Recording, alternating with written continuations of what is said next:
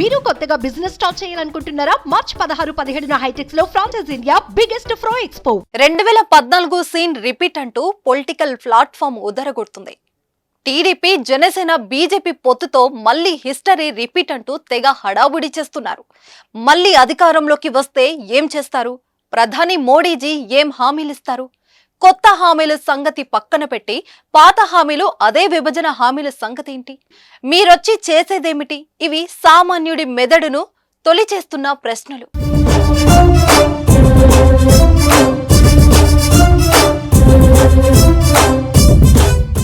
ఆంధ్రప్రదేశ్ రాష్ట్రంలో ఎన్నికలకు సమయం దగ్గర పడుతున్నా కొత్త పరిణామాలు చోటు చేసుకుంటున్నాయి. ఇప్పటికే ప్రధాన పార్టీలన్నీ ఎన్నికల ప్రచారాన్ని హోరెత్తిస్తున్నాయి. ఒకవైపు వైసీపీ అధినేత సీఎం జగన్ సిద్ధం సభలతో ప్రజాక్షేత్రంలోకి వెళుతూ ప్రజల మద్దతును కూడగట్టే ప్రయత్నం చేస్తున్నారు. మరోవైపు టీడీపీ కూడా యువగలంతో పాటు ఇతర సభలను నిర్వహించి ప్రజాదరణ పొందేందుకు ప్రయత్నాలు చేస్తున్నారు. ఆంధ్రప్రదేశ్ రాష్ట్రంలో అధికార వైసీపీని ఎదుర్కోవడానికి టీడీపీ, జనసేన, బీజేపీలు ఉమ్మడిగా పొత్తులతో ముందుకు వెళ్తున్నాయి. ఆయా పార్టీల మధ్య సీట్ల సర్దుబాటు కూడా జరిగిపోయింది. ప్రధాని నరేంద్ర మోడీని ఏపీకి ఆహ్వానించి సభను నిర్వహించాలని ఉమ్మడిగా నిర్ణయం తీసుకున్నారు.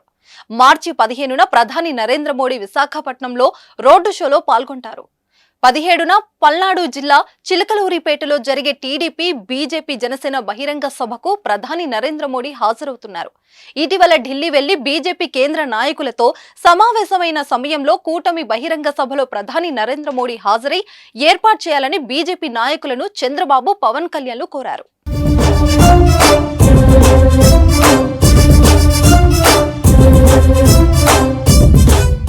ఇప్పటికే ఈ బహిరంగ సభ నిర్వహణకు పలు కమిటీలను చంద్రబాబు ప్రకటించారు. బీజేపీతో పొత్తు పెట్టుకున్న తర్వాత నిర్వహించే బహిరంగ సభలో ఆంధ్రప్రదేశ్ రాష్ట్ర ప్రజల ఆకాంక్షలను దృష్టిలో పెట్టుకుని ప్రధాని నరేంద్ర మోడీ ఏమైనా ప్రకటనలు చేస్తారా?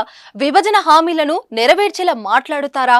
గతంలో 2014 ఎన్నికల ప్రచారంలో ప్రధాని నరేంద్ర మోడీ, టీడీపీ అధినేత చంద్రబాబు, జనసేన అధినేత పవన్ కళ్యాణ్ తిరుపతి వేదికగా సభలో ప్రసంగించారు. హైదరాబాద్ ను తలదన్నేలా రాజధాని నిర్మించాలని చెప్పారు మోడీ.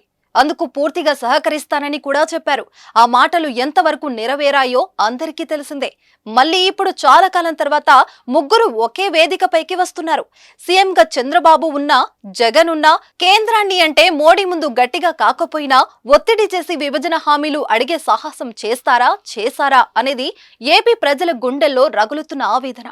అందుకేగా విభజన జరిగినప్పటి నుంచి అటు కాంగ్రెస్, ఇటు బీజేపీ స్వయంగా ఎన్నికలకు ఒంటరిగా రాలేకపోతున్నాయి. వచ్చినా ఒక్కటంటే ఒక అసెంబ్లీ సీటైనా సాధించగలుగుతున్నాయా? టీడీపీ, జనసేన వంటి పార్టీలతో పొత్తు పెట్టుకుంటూనే కాషాయ పార్టీ కాస్తో కూస్తో సీట్లు, ఓట్లు రాబట్టుకోగలుగుతున్నాయి. అలా వచ్చిన ఏపీకి చేసేదేమిటో ఇకనైనా నోరు విప్పి మోడీ చెప్పగలరా?